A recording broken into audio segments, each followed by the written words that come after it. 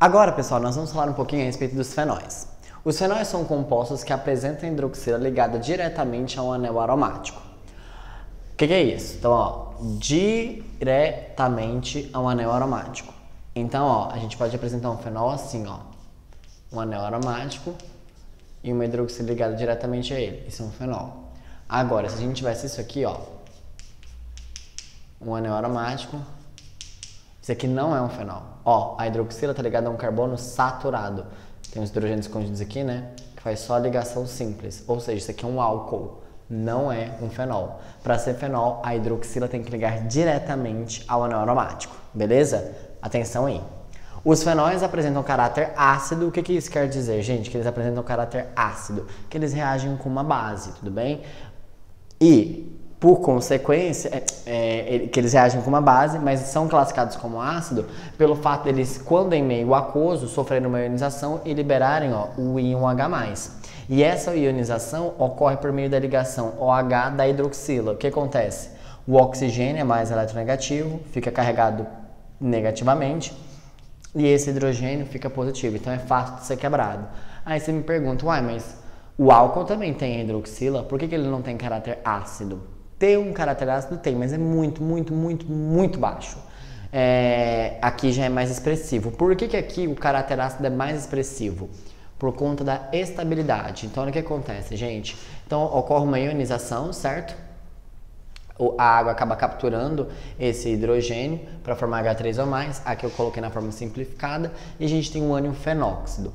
Esse processo de desprotonação, a saída do próton H+, ocorre porque o ânion fenóxido é um ânion estável. Por que ele é estável? Porque devido à deslocalização dos elétrons π, essa carga negativa consegue se comportar muito bem aqui dentro. Porque olha aqui, ó. Olha o que vai acontecer. Estruturas de ressonância, essa carga se deslocaliza, ó. Ela pode vir aqui, porque essa carga veio da onde? Da quebra da ligação com o hidrogênio. E como o oxigênio é mais eletronegativo, então essa carga veio para cá, tá? Então, ó, fazendo a deslocalização, olha o que acontece. Nós temos ali, ó, a formação de uma dupla, certo? E, consequentemente, ó, essa carga acaba vindo para esse carbono aqui, tudo bem? Então, fica carregado aqui. Depois, ó, essa carga pode vir aqui fazer uma dupla e carregar essa carga nesse carbono. Por quê? Porque todos eles, pessoal, têm os orbitais p puro. O oxigênio tem, os carbonos do anel aromático tem. Então, isso aqui acaba gerando uma deslocalização da carga. Gerando uma deslocalização da carga, o que acontece? Faz a dupla aqui e aqui a carga é negativa. Isso. O que acontece?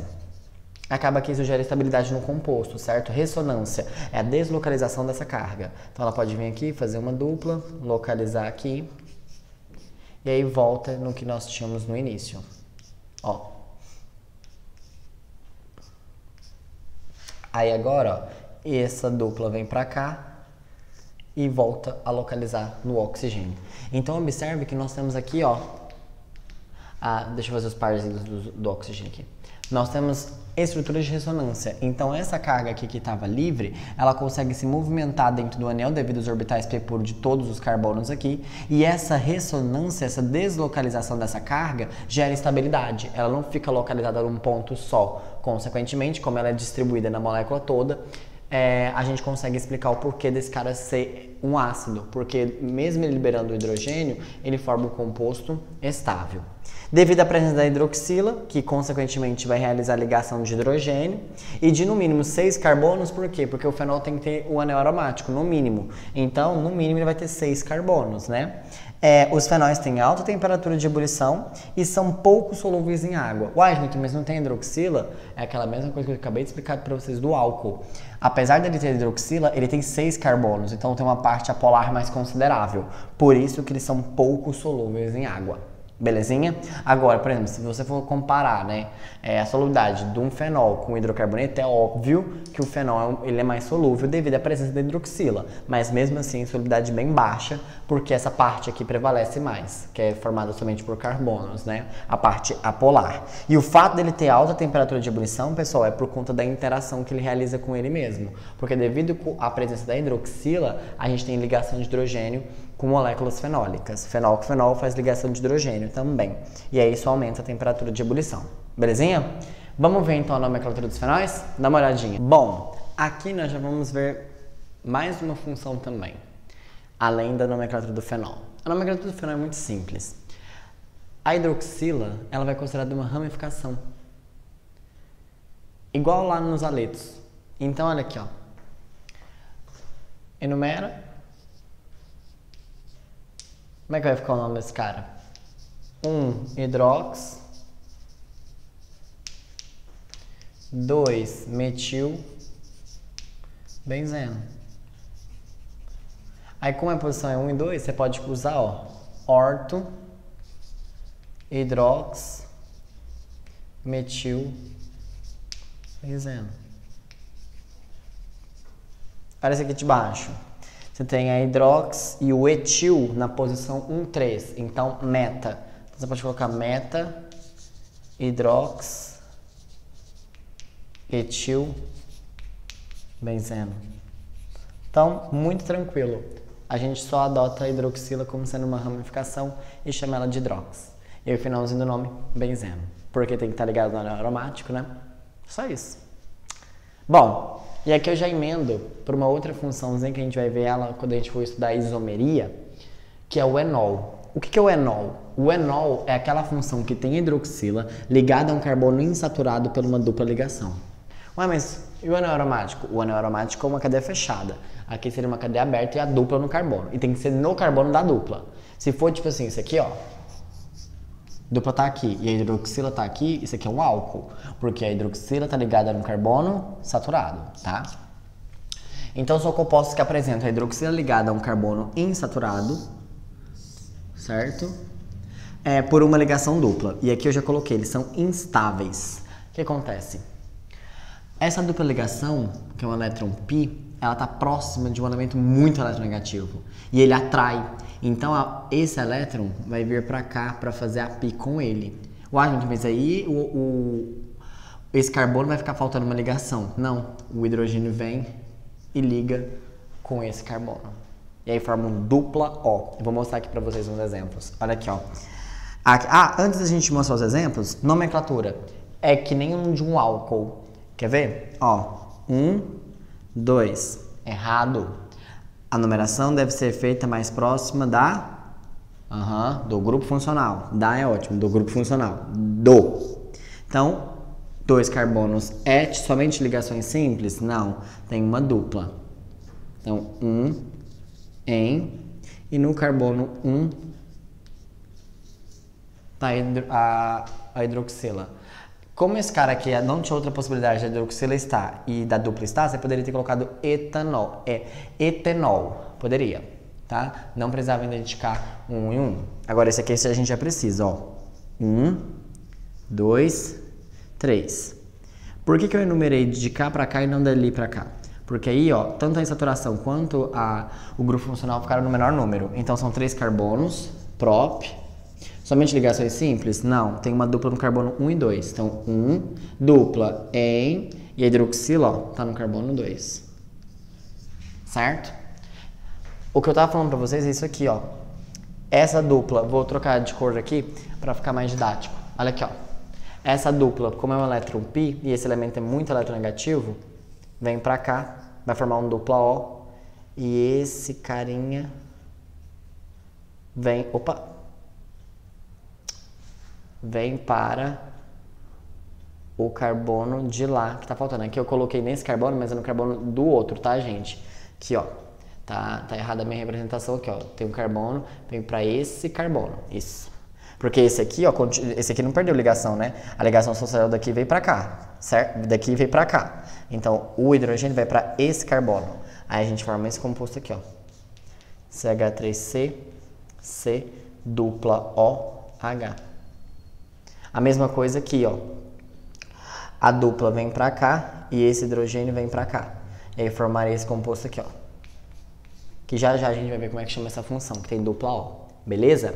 Então, o que acontece? Guardem na cabeça de vocês que esses compostos são estáveis. Esse tipo de... a gente chama de tautomeria, que ocorre aqui, lembrem-se, eles são compostos instáveis, porque eu tenho uma ligação π próxima de um grupo eletronegativo, que no caso é o oxigênio. E aí lá em isomeria a gente vai fazer isso aqui melhor e eu vou explicar isso para vocês. Mas guardem, o enol é quando a gente tem a hidroxila ligada a um carbono insaturado. Belezinha? Vamos ver as próximas funções. Bom, agora nós vamos falar a respeito do éter. O éteres são compostos que apresentam pelo menos um átomo de oxigênio entre carbonos, ou seja, um heteroátomo de oxigênio. Então a gente costuma representar o éter assim, ó, oxigênio, um R e um R. O que é esse R? Seria uma cadeia carbônica, tudo bem? Então seria um oxigênio entre carbonos. São compostos pouco polares, certo? Por isso, possuem temperaturas de ebulição menores que os alcoóis, porque os alcoóis têm hidroxila, ligação de hidrogênio entre eles. Então, consequentemente, a temperatura de ebulição do álcool é maior. Só que aqui, apesar de não ter a hidroxila, esse composto é pouco polar. Ele é polar, vai. E o tipo de interação que ele faz com éter é o tipo de polo, também chamado de polo permanente, né? E aí o que acontece? Essa interação é mais fraca do que a ligação de hidrogênio presente nos alcoóis. Por isso que ele está falando aqui que ele tem menor temperatura de ebulição que os alcoóis de massa molar correspondente. São solúveis em água, aí eu coloquei um asterisco, é aquela ideia, né? Cadeia carbônica pequenininha, beleza, é solúvel. Agora se tiver um éter, só um oxigênio, tipo 12 carbonos, não adianta, né? E quando ele é solúvel, a justificativa é porque ele realiza a ligação de hidrogênio com a água, né? Então você tem ali a presença do oxigênio no éter e ele vai interagir então com a água e essa interação é a ligação de hidrogênio, quando ele é solúvel. Então tem um asterisco aqui justamente por esse ponto, né, gente? De vocês lembrarem, quanto maior a quantidade de carbonos, mais apolar a molécula, menos solúvel em água, tá? E a nomenclatura deles? A nomenclatura deles já é um pouquinho mais tensa, mas nada de muito difícil. Você tem que fazer o seguinte, o éter, como tem um heteroátomo entre carbonos, ele vai dividir a cadeia em duas partes, num grupo maior e no grupo menor. E aí como é que é feita a nomenclatura? Prefixo do grupo menor, mais ox, mais prefixo do grupo maior, seguido do infixo, indicando dupla, tripla, nananã, mais O. Então olha aqui. Aqui deu empate, não tem grupo maior ou menor, mas vamos usar a regra. Prefixo do menor no grupo, met. Depois, ox. Depois, prefixo do grupo maior, met de novo. Somente ligações simples, ó. Então o nome desse cara é metoxmetano. Olha esse aqui. Esse aqui você tem um carbono e aqui você tem dois. Opa! Então aqui é o grupo menor. Então fica met, ox, etano. Ó. Prefixo do grupo menor, ox, prefixo do grupo maior, infixo e O. Olha isso aqui. 2 e 2. Etox, o quê? Etano. Olha isso aqui, você tem um benzeno como grupo maior, aqui é bem fácil, ó. Só o prefixo do grupo menor, metox, e o nome do cara, benzeno. Então, metox, benzeno. Belezinha? Então, toda vez quando você tiver essa nomenclatura do ox no meio, é que você está falando de um éter. E o que é um éter? É a função orgânica que você tem o oxigênio entre carbonos. Vamos ver a próxima função então.